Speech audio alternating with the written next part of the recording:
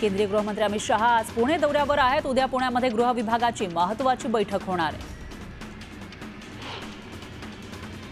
उपमुख्यमंत्री एकनाथ शिंदे यांच्या विदर्भ दौऱ्याच्या पार्श्वभूमीवर नागपुरात होर्डिंग्स लागलेले आहेत। विदर्भातील प्रस्थापितांना एकनाथ शिंदे धक्का देणार आणि विविध पक्षांच्या नेत्यांचा शिवसेनेमध्ये प्रवेश होणार आहे, तसा उल्लेख या होर्डिंगवर करण्यात आला। पंढरपुरातील श्री विठ्ठल मंदिरामध्ये दर्शन मंडप आणि स्कायवॉकच्या माध्यमातून भाविकांना सुलभ दर्शन व्यवस्था व्हावी यासाठी 129 कोटी 49 लाखांचं टेंडर काढण्यात आलं होतं। पण या कामाला गेल्या 2 दिवसांपासून खोप बसलेला आहे। त्यासाठी तांत्रिक बाबींचा मुद्दा समोर आणण्यात आलाय। जिल्हाधिकाऱ्यांना उठसूट मंत्रालयामध्ये बैठकीसाठी बोलावणाऱ्या मंत्र्यांना सीएम फडणवीसांकडून चाप लावण्यात आलाय। आता दूरदृश्य प्रणालीद्वारेच उपस्थित राहण्यास मुभा मिळणार आहे।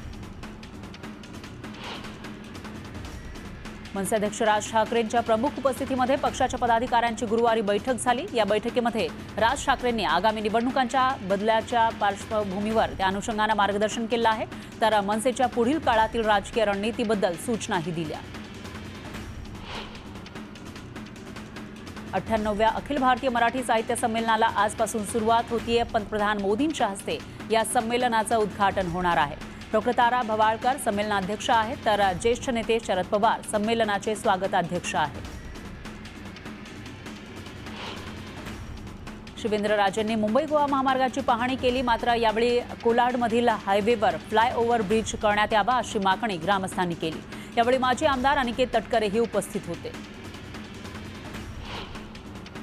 भिवंडीमध्ये नवनियुक्त आयुक्त अनमोल सागर यांनी स्वच्छता विभागाची आढावा बैठक घेतली। कामांना प्राधान्य देऊन नागरिकांच्या तक्रारींचं तातडीनं निराकरण करण्याचे सक्त निर्देश त्यांनी दिले। गडचिरोली जिल्हा परिषदेमध्ये रुजू झालेले मुख्य कार्यकारी अधिकारी सुहास गादे यांनी अतिदुर्गम भागातील आरोग्य व्यवस्थेची पाहणी सुरू केली आहे। गावात जाऊन त्यांनी नागरिकांशी संवाद साधला। गडचिरोली जिल्ह्यामध्ये उंच पहाडावर असलेल्या टिपागड इथं 4 दिवसांची यात्रा सुरू आहे। या टिपागडच्या मंदिरात दर्शन घेऊन मोठ्या तलावात जलपर्यटन करून भाविक पर्यटनाचा आनंद घेत आहेत। शिवजयंतीनिमित्त राहता शहरात भव्य शोभा मिरवणूक पार पडली। महाकाल अघोरी शो या मिरवणुकीचं खास आकर्षण ठरलं। कोपरगाव शहरामध्ये मुख्य रस्त्यांवरील अतिक्रमण हटवण्यास सुरुवात झालेली आहे। यासाठी पोलिसांचा मोठा बंदोबस्त तैनात करण्यात आला।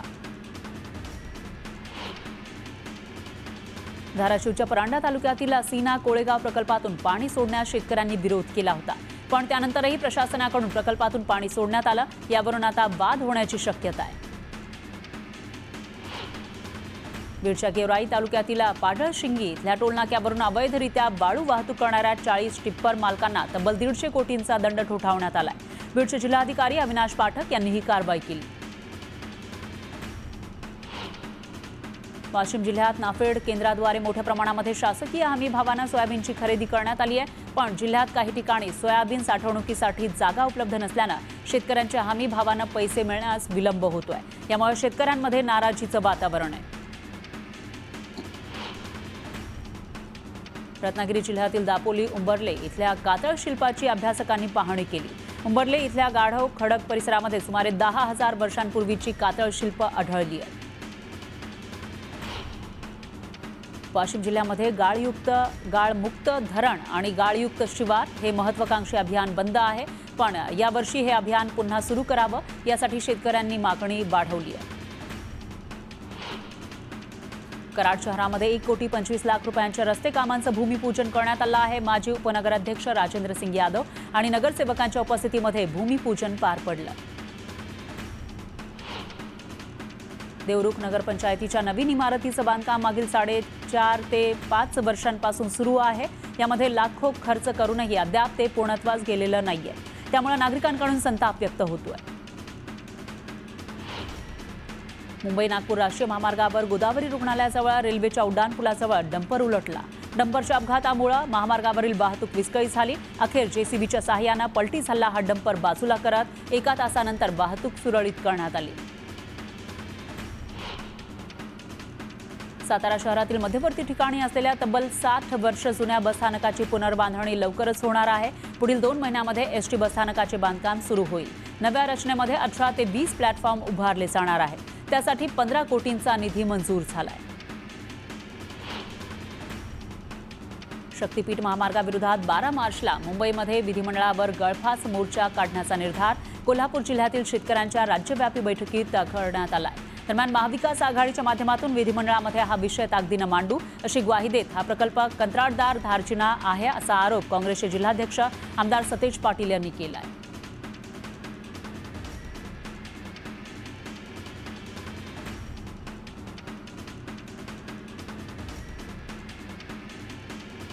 मुंबईचा आयकॉनिक प्रोजेक्ट अशी ओळख असलेला कोस्टल रोड पुन्हा एकदा चर्चेत आला आहे, कारण कोस्टल रोडवर करण्यात आलेल्या पॅचवर्कची दखल पीएमओनं घेतली आहे. नव्या कोस्टल रोडची अवस्था अशी का झाली अशी विचारणा पंतप्रधान कार्यालयातून प्रधान सचिवांकडे करण्यात आली. राज्यातील लाडक्या बहिणींसाठी महत्त्वाची बातमी समोर आली आहे. लाडकी बहीण योजनेतील फेब्रुवारीचा हप्ता वेळेच्या आधीच मिळणार आहे. शनिवारपासून हा हप्ता द्यायला सुरुवात होईल. यासाठी वित्त विभागाकडून 3,490 कोटी रुपये वर्ग करण्यात आले. तर यावेळी जानेवारीच्या तुलनेत फेब्रुवारीमध्ये लाभार्थ्यांची संख्या घटण्याची शक्यता आहे.